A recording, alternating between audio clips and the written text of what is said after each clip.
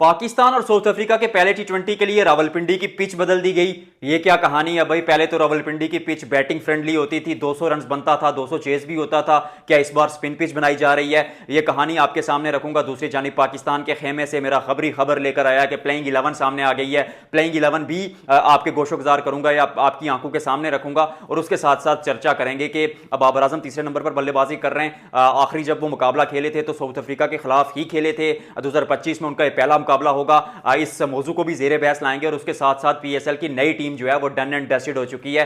दो नई टीमें बन रही हैं और 10 ग्रुपों ने, 10 जो बड़े बिजनेसमैन थे उन्होंने राब्ता किया पीएसएल से, पीसीबी से कि हम टीम खरीदना चाह रहे हैं। और जो टीमों के नाम आ रहे हैं शुरू पर ही बता देता हूं। सियालकोट और फैसलाबाद का नाम सबसे ऊपर, हैदराबाद और सखर का नाम भी जेरे गौर है। कई लोग कश्मीर की टीम की बात कर रहे हैं बट कश्मीर की टीम का तो वहां पर नाम भी नहीं आया। ये सबसे पहले मैं आपको बता रहा हूं और उसके साथ साथ एंड पे बात करेंगे कि भारतीय टीम ने ट्रेनिंग की कैनबरा के मैदान पर टी20 सीरीज के लिए। श्रेयस अय्यर भी आईसीयू में हैं। There is a lot to talk about. कितने ही टॉपिक्स है तो वीडियो को लाइक करना है, शेयर करना है, कमेंट सेक्शन में बताना है कि आप मुझे कहां से देख रहे हैं। तो हम आगाज करते हैं एक्चुअली स्टार्ट में से। एक खबर के मुताबिक जो है पाकिस्तान टीम मैनेजमेंट ने, जिसके सरगना हैं आकिब जावेद साहब, उन्होंने कहा है कि साउथ अफ्रीका की क्योंकि बैटिंग लाइनअप में 4-5 खिलाड़ी ऐसे हैं जिनका स्ट्राइक रेट 180 या उससे ऊपर का रहता है। तो फिर इतनी बड़ी बैटिंग लाइनअप सामने मौजूद है तो फिर बैटिंग पिच ना बनाई जाए और एक दफा फिर स्पिन पिच बनाई जाए। अब टी20 में अगर आप स्पिन पिच बनाएंगे तो फिर आप इब्रार को खिलाएंगे, मोहम्मद नवाज को खिलाएंगे और शायद उस्मान तारिक को भी खिला दें।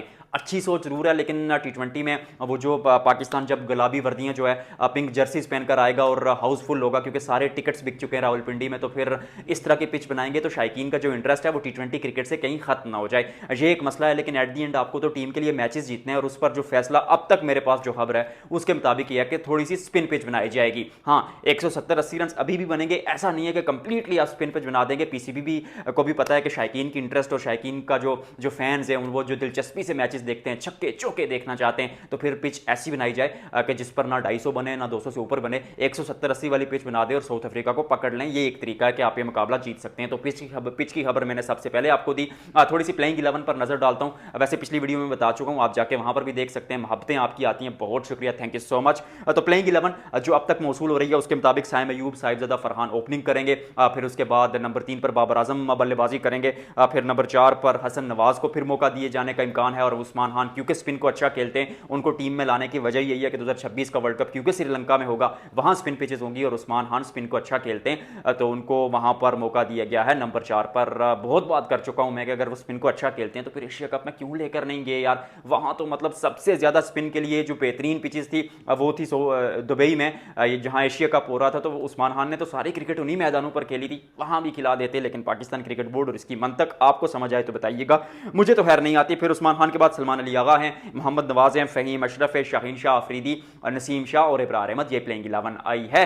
उस्मान तारिक, सलमान मिर्जा और उसके साथ साथ अब्दुल समद और वसीम जूनियर को मौका नहीं मिलेगा, ऐसा मेरा खबरी कह रहा है। अब इस प्लेइंग 11 की अगर बात करें तो सच कहूं तो साइम अयूब और साहिबजादा फरहान ने तो खैर बहुत परफॉर्म किया। जसप्रीत बुमराह के खिलाफ वो फैब 4 रन नहीं बना पाए। मतलब किस तरह का वो 4 सद्दा का एक लड़का आता है और एक ऐसे गेंदबाज को आड़े हाथों लेता है, जसप्रीत बूम बूम बुमराह जैसे गेंदबाज को, जिसको स्टीव स्मिथ, विराट कोहली, रोहित शर्मा, कितने ही मतलब लेजेंड्स गिनो, इवन एबी डिविलियर्स थोड़ा कतराते थे खेलते हुए। अच्छा खेले भी जरूर हैं बट कतराते थे और उस तरह खुलकर नहीं खेल पाते थे, सावधान होकर थोड़ा फूक फूक कर कदम डालते थे जसप्रीत बुमराह के खिलाफ। लेकिन साहिबजादा फरहान ने चूंकि वो एक्स्ट्रा ऑर्डनरी था तो वो एक अच्छा साइन। साइम अयूब को रन बनाने पड़ेंगे क्योंकि कोच जो है पाकिस्तान के माइक हैसन साहब, उनको एक खिलाड़ी बहुत पसंद है तो उनको बैक करने का फैसला किया गया। फिर Hasan Nawaz one of the generational talent अगर मैं बात करूं तो, क्योंकि बहुत पोटेंशियल, बहुत टैलेंट बीच ओवर्स में आते हैं, मिडिल ओवर्स में आते हैं और तकरीबन 120-30 के स्ट्राइक रेट से खेलते हैं, स्पिनर्स को अच्छा खेलते हैं, बड़े शॉट्स खेलना जानते हैं, मुकाबला फिनिश करना जानते हैं। तो नंबर 4-5 पर एक बहुत बड़ा ऑप्शन,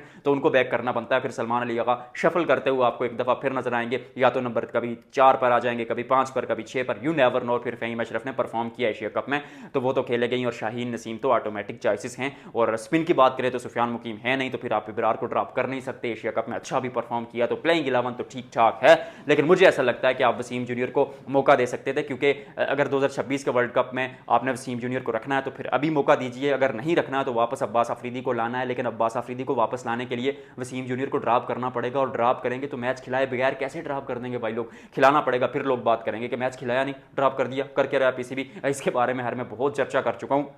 अच्छा, अब थोड़ी सी बात करते हैं कि पीएसएल की नई टीम की। पाकिस्तान सुपर लीग ने फैसला किया कि आप पीएसएल के जो खिलाड़ियों की बोली लगेगी, जो खिलाड़ी बिकेंगे या जो टीम्स बिकेंगी, वो पाकिस्तानी रुपीज़ में बिकेंगी, यानी पाकिस्तानी रुपए में आपको खरीद फरोख्त करनी पड़ेगी, नहीं डॉलर्स में पेमेंट होगी। चाहे वो बाहर के खिलाड़ी हों, जैसे डेविड वार्नर थे या कोई और बड़ा खिलाड़ी आता है, इवन जोस बटलर शायद आ जाएं इस बार, या जो भी ओवरसीज़ प्लेयर्स हैं वो पीएसएल में आते हैं, तो वो भी जो पैसे बटोरेंगे वो पाकिस्तानी रुपीज़ में लेकर जाएंगे और आगे कन्वर्ट कराएंगे। Big thumbs up for PCB. और दूसरी चीज़ ये है कि 2 नई टीमें, जिसमें सियालकोट स्टैलियंस, बहुत बड़ा नाम क्रिकेट में, क्रिकेट खेलों का सारा सामान पाकिस्तान में सियालकोट में ही बनता है, तो सियालकोट की टीम को रखना तो बनता ही था। और फिर उसके बाद सियालकोट के साथ साथ फैसलाबाद का नाम आ रहा है, क्योंकि फैसलाबाद में अभी इंटरनेशनल क्रिकेट 17 सालों बाद वापस आ रही है। साउथ अफ्रीका और पाकिस्तान के दरमियान 3 ओडीआई मैचेस उसी मैदान पर खेले जाएंगे, इकबाल स्टेडियम फैसलाबाद पर। तो फिर फैसलाबाद के लिए या फैसलाबाद की टीम के लिए भी बिडिंग होगी। 10 कंपनियां, कंपनी किसी का मैं नाम नहीं लेता which is against the law, लेकिन एक बड़ी कंपनी जो पीएसएल में ऑलरेडी स्पॉन्सर मौजूद है, मतलब वो एक हिंट दे देता हूं आपको कि वो ऐसी कंपनी है जो वो सोलर प्लेट्स होती है ना, वो बेचती है, समथिंग लाइक दैट। तो वो आ चुके हैं और 10 बड़ी कंपनियों ने पीएसएल से कहा है कि हम टीम खरीदेंगे। मुल्तान सुल्तान्स को बैन किए जाने का इम्कान है। अब मुल्तान के नाम की टीम होगी, नया ऑनर आएगा। अली तरीन को टाटा बाय बाय छुट्टी दे दी गई है, और अली तरीन खुद भी चाहते थे कि वो पीएसएल के साथ कॉन्ट्रैक्ट आगे रिन्यू ना करें। तो इस सारे सिनेरियो में मुल्तान का नया ऑनर आएगा और शायद वो इस टीम का नाम भी मुल्तान ही रखे, क्योंकि आपको याद होगा कि मुल्तान अली तरीन से पहले जिस एक ग्रुप के पास थी, स्कून ग्रुप उनका नाम था, तो उन्होंने भी मुल्तान सुल्तान्स ही नाम रखा था। फिर अली तरीन और के चाचू ने ये टीम खरीदी थी, अली तरीन उसके को ऑनर थे, तो इन्होंने भी मुल्तान सुल्तान्स ही नाम रखा था। तो हो सकता है जो नया ऑनर आया, जो नई मैनेजमेंट आए, वो भी मुल्तान सुल्तान्स ही नाम रखे, क्योंकि ऑलरेडी जो है टीम का काफ़ी हाइप हो चुकी है, नाम काफ़ी वायरल है, तो फिर आप मुल्तान सुल्तान्स ही नाम रखें। तो ये थी पीएसएल की खबरें। कैनबरा में भारतीय टीम ने जमकर प्रैक्टिस की। 5 T20 मैचेस की series against Australia world cup के लिए भारत ने भी तो तैयारी करनी है, और अपने घर जब वर्ल्ड कप खेलते हैं तो आप पे थोड़ा सा प्रेशर एक्स्ट्रा होता है। उसके लिए आपको सोचना पड़ेगा कि आप ओपनिंग किससे कराएंगे। तिलक वर्मा को खिलाएंगे, यशस्वी जायसवाल अभी भी आपकी प्लानिंग में नहीं है, तो फिर इसका मतलब अभिषेक शर्मा के साथ जाएंगे, तिलक वर्मा के साथ जाएंगे, शुभमन गिल वहां पर मौजूद होंगे। लेकिन गिल ने भी सच कहूं तो बतौर ओपनर अभी तक खुद को प्रूव किया नहीं है T20 क्रिकेट में। तो ये चांस है उनके पास कि यहां पर अगर ऑस्ट्रेलिया में रन बनाते हैं बतौर ओपनर, तो फिर उनकी जो पोजीशन है वो भी पक्की हो जाएगी। वाइस कैप्टन भी हैं, तो वाइस कैप्टन को ऑब्वियसली आप कैरी करेंगे, लेकिन वाइस कैप्टन अगर रन नहीं बनाएगा तो फिर वो ऑटोमेटिक चॉइस है, उनको खिलाना भी पड़ेगा, और फिर रन भी नहीं बनाएंगे तो ऐसे कैसे चलेगा। परफॉर्म करना पड़ेगा गिल साहब को भी। और उसके साथ तिलक वर्मा एशिया कप में बहुत रन बनाकर आए। फिर उसके बाद वो फाइनल में पाकिस्तान के खिलाफ जो इनिंग्स खेली थी, वो innings of his life so far है, तो आई रियली होप कि वो भी रन बनाएंगे। फिर उसके अलावा श्रेयस अय्यर की स्टोरी पर आते हैं। अय्यर आईसीयू में अभी, और 2 दिन उनको आईसीयू में रखा जाएगा।